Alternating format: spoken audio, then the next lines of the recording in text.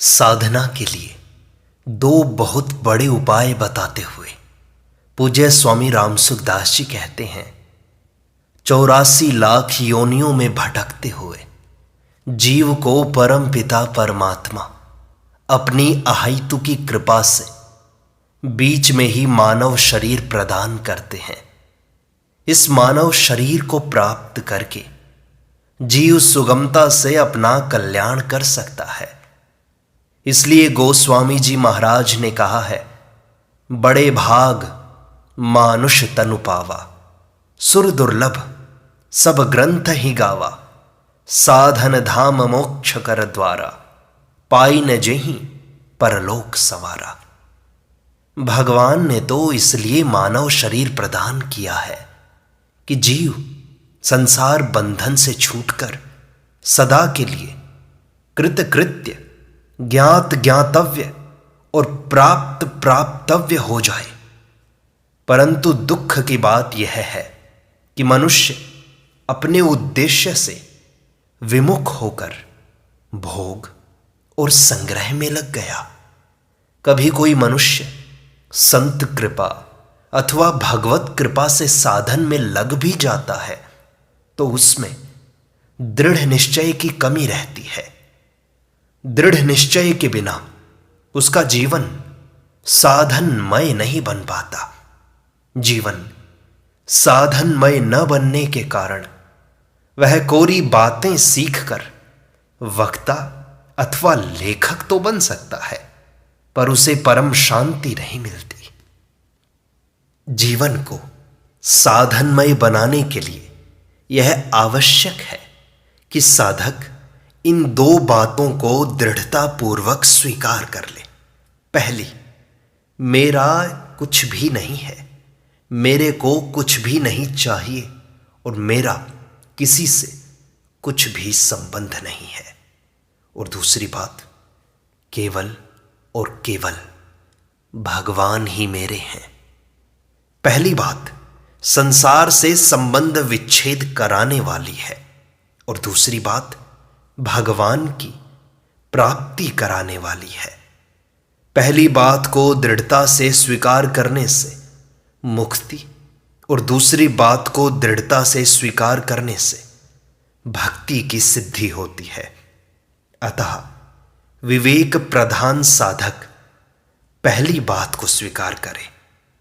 परिणाम में दोनों ही प्रकार के साधक कृतकृत्य, ज्ञात ज्ञातव्य और प्राप्त प्राप्तव्य हो जाएंगे।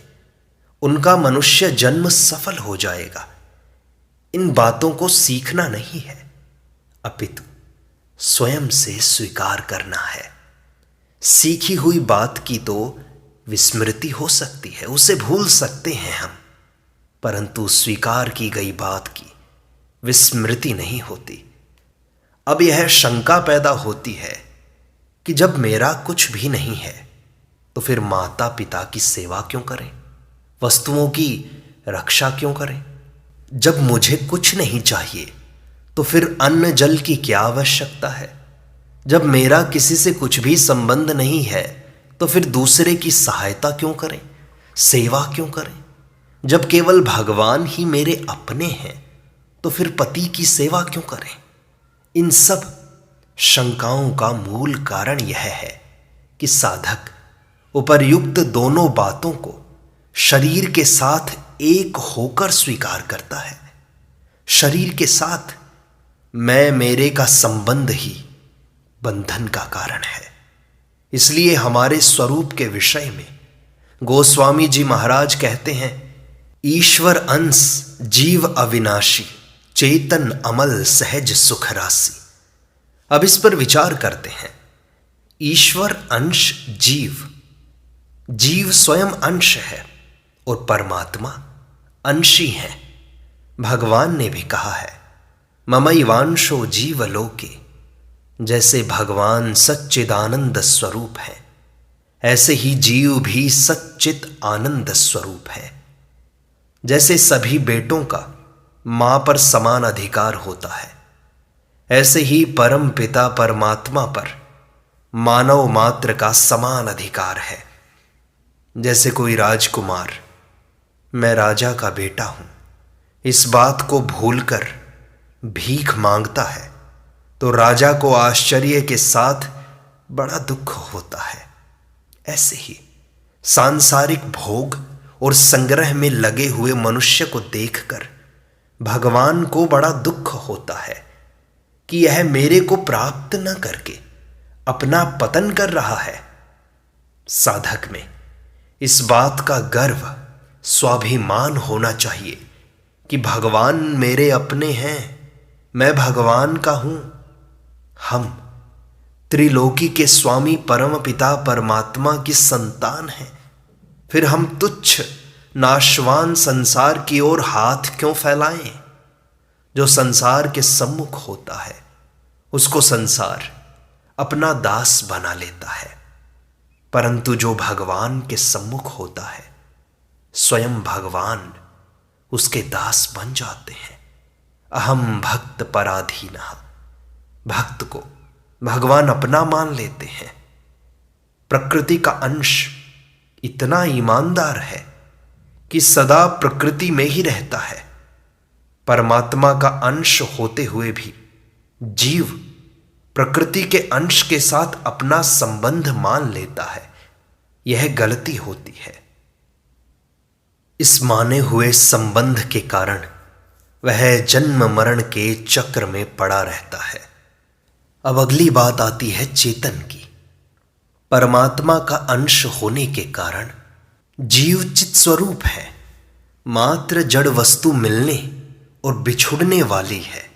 जैसे अमावस्या की रात का सूर्य के साथ मिलन असंभव है, ऐसे ही जड़ वस्तु का चेतन के साथ संबंध असंभव है।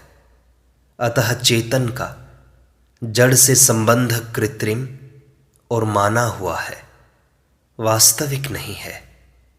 अगली बात अमल की आती है कि परमात्मा का अंश होने से जीव स्वयं निर्मल है, निर्दोष है। इसलिए भगवान गीता में कहते हैं कि हे कुंती नंदन, यह पुरुष स्वयं अनादि होने से और गुणों से रहित होने से अविनाशी परमात्मा स्वरूप ही है। यह शरीर में रहता हुआ भी न करता है न भोगता है।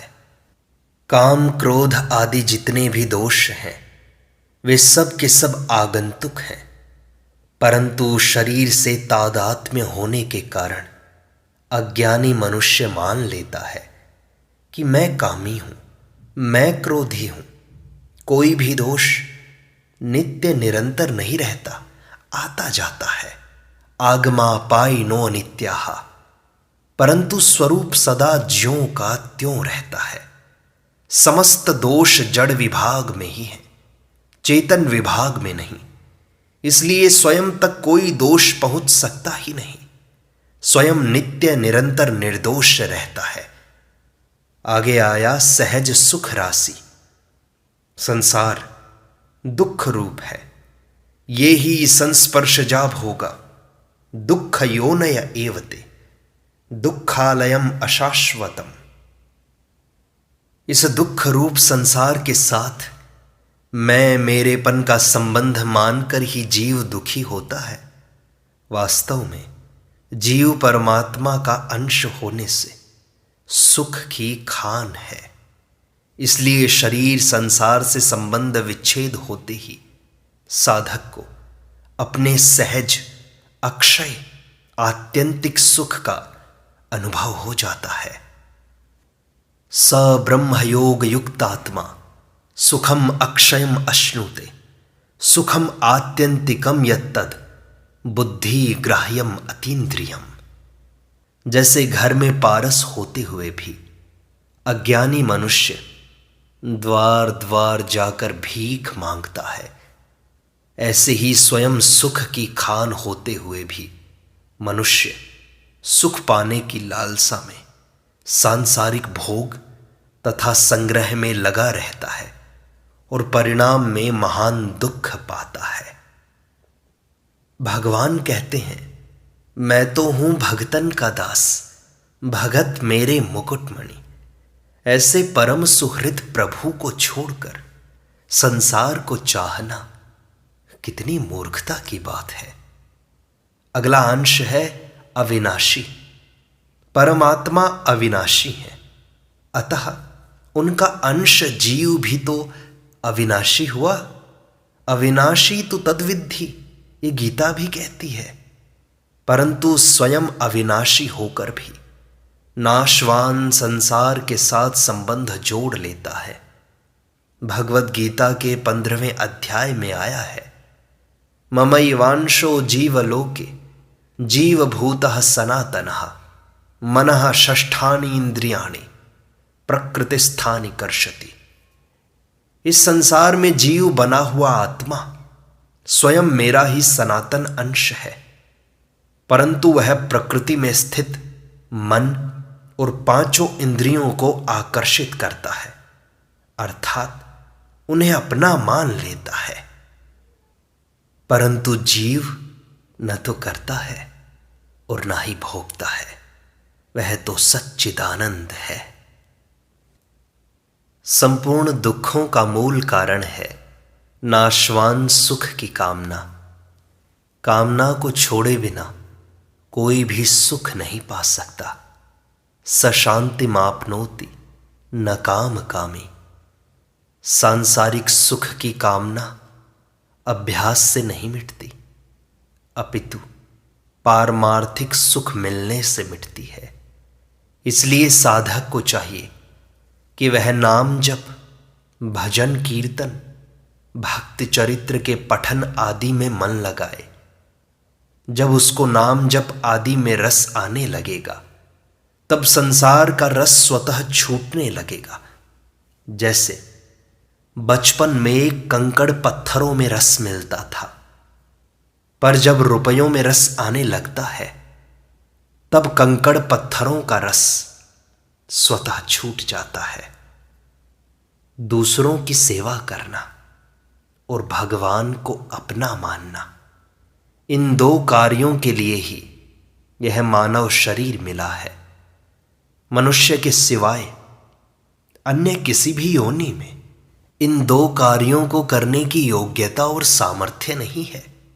भगवान भी मनुष्य से यह आशा रखते हैं कि यह दूसरों की सेवा करे और मुझे अपना मान ले, मुझसे प्रेम करे।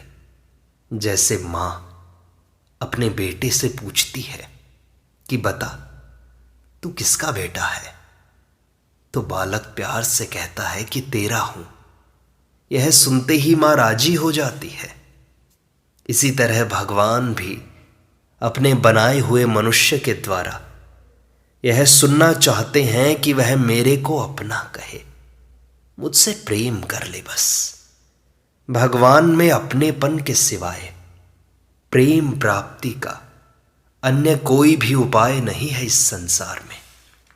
केवल भगवान ही मेरे अपने हैं और मैं केवल और केवल भगवान का ही हूं। ऐसा स्वीकार करने से भगवान कृपा करके अपना साध्य प्रेम प्रदान करते हैं, जो नित्य निरंतर प्रतिक्षण बढ़ता रहता है। इस साध्य प्रेम की जागृति में ही मानव जीवन की पूर्णता है। साधक 2 प्रकार के होते हैं, मस्तिष्क या विवेक प्रधान और दूसरे हृदय या भाव प्रधान। विवेक प्रधान साधक विवेक पूर्वक संसार का त्याग करता है और भाव प्रधान साधक संसार को ही भगवत स्वरूप देखता है। कारण कि सब कुछ भगवान ही है। यह विवेक का विषय न होकर भाव का विषय है, हृदय का विषय है। जब तक विवेक रहता है तब तक सत और असत दोनों की सत्ता रहती है। इसलिए विवेक मार्गी साधक परमात्मा को असत से, संसार से अलग करके देखता है।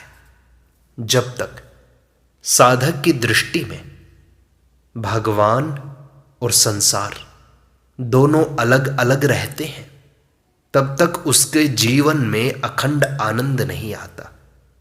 प्रत्युत कभी तो आनंद आता है, कभी नीरसता आती है, कभी तो अपने साधन में बड़ी उन्नति दिखाई देती है, कभी साधन में कोई लाभ नहीं दिखाई देता। कारण यह है कि विवेक मार्ग में त्याज्य वस्तु असत की सूक्ष्म सत्ता बहुत दूर तक साथ रहती है, परंतु भाव प्रधान साधक की दृष्टि में सत असत परा अपरा के सहित सब कुछ एक भगवान ही तो होते हैं। सद असत चाहम अर्जुना अपरेयम इतस्त्वन्याम प्रकृतिम विद्धि में पराम। भगवान भी गीता में ये कहते हैं। अतः उसकी दृष्टि में त्याज्य वस्तु कोई होती ही नहीं। अतः भाव प्रधान साधन में संसार नहीं रहता, केवल भगवान ही रहते हैं। वासुदेवः सर्वम, ऐसे साधक को अखंड आनंद के साथ साथ भगवत कृपा से अनंत आनंद का अनुभव हो जाता है। करण निरपेक्ष साधन बहुत ऊंचा है, श्रेष्ठ साधन है, पर अभी तक मैं पूरा समझा नहीं सका हूं। कोई भी कार्य करें तो करण की सहायता लेनी पड़ती है। करण के बिना क्रिया की सिद्धि नहीं होती। परमात्मा क्रिया का विषय नहीं है, यह खास बात है। परमात्मा को क्रिया के द्वारा पकड़ नहीं सकते हम। पत्नी ने स्वीकार कर लिया कि ये मेरे पति हैं, इसमें उसने क्या क्रिया की है बताओ? केवल स्वीकार किया है ना। स्वीकृति में कोई क्रिया नहीं होती। पति आदि की स्वीकृति तो अंतःकरण की है, पर भगवान की स्वीकृति स्वयं की अपनी होती है। मैं भगवान का हूं, भगवान मेरे हैं। यह स्वीकृति करण निरपेक्ष साधन है। स्वीकृति में भूल नहीं होती। जैसे मेरा विवाह हो गया, इसकी क्या एक भी माला फेरी है तुमने? कोई अभ्यास किया है? नींद से उठाकर भी पूछो तो कहेंगे कि विवाह हो चुका है। करण सापेक्ष साधन में भूल होती है, करण निरपेक्ष साधन में भूल नहीं होती। विवाह में तो नया संबंध होता है, पर भगवान का अंश तो हम सदा से हैं। भगवान ने तो हमें स्वीकार कर रखा है, केवल हमें भगवान को स्वीकार करना है बस। हमारा आधा विवाह तो हो रखा है, आधा बाकी है बस। मैं पति की हूं, इसमें कुछ स्वीकार नहीं करना है, पर उम्र भर पति के घर का काम करना है। ऐसे ही हम भगवान के हैं, इसमें कुछ करना नहीं है, पर उम्र भर भगवान का काम करना है। पति के संबंध के बिना स्त्री बिंदी भी नहीं लगाती। पति पास में हो तो और तरह का, दूर चला जाए तो और तरह का, तथा मर जाए तो और तरह का श्रृंगार होता है। सब पति के ही संबंध से होता है, उसके बिना नहीं होता। करण निरपेक्ष साधन से अहंकार शुद्ध होता है, अहंकार मिट जाता है, अहंकार बदल जाता है। कर्मयोग से अहमता शुद्ध होती है, ज्ञान योग से अहमता मिटती है, और भक्ति योग से अहमता बदल जाती है। अगर अपना भला चाहते हो तो अभी से भगवान की शरण में चले जाओ। भविष्य की राह मत देखो, भविष्य कभी नहीं आता। वर्तमान में जियो, आज में जियो, अभी जी लो, अभी भगवान की शरण में हो जाओ। सत्संग सुनने की भी विद्या है। श्रोता को चाहिए कि वह वक्ता की तरफ निरंतर देखते हुए ध्यान से सुने, इधर उधर ना देखे। नाम जप स्वतः होता हो तो कोई बाधा नहीं है, पर जप भी करे और सत्संग भी सुने, ये दो बातें नहीं होंगी। या तो जप करो या सत्संग सुनो। जैसे श्वास चलते हैं, आंखें खोलते मीचते हैं, तो उससे सत्संग सुनने में कोई बाधा नहीं लगती। ऐसे ही स्वाभाविक जप होता हो तो बाधा नहीं लगती। जो यहां सत्संग में बैठे बैठे राम राम लिखते हैं, उन्हें घर में समय नहीं मिलता। यहाँ निकम्मे बैठे हैं, इसलिए कॉपियां भरते रहते हैं। ऐसे लोग सत्संग नहीं सुन सकते। जो काम करो मन लगा कर करो, भोजन भी मन लगा कर करो। ऐसी आदत बन जाएगी तो प्रत्येक काम में बुद्धि काम करेगी। हम जिस परमात्मा की प्राप्ति चाहते हैं वह तो मौजूद है, अभी है, अपने में है, अपना है। वह सब में है, सब उसमें है। शरीर संसार अपने नहीं है, उनकी सेवा करो। शास्त्र संसार की मर्यादा के अनुसार चलो। शरीर संसार का है, स्वयं परमात्मा का है। शरीर लग जाए सेवा में, आप लग जाओ भगवान में। इस प्रकार सत्संग का यह भाग संपूर्णता को प्राप्त होता है। शेष अगले अंक में।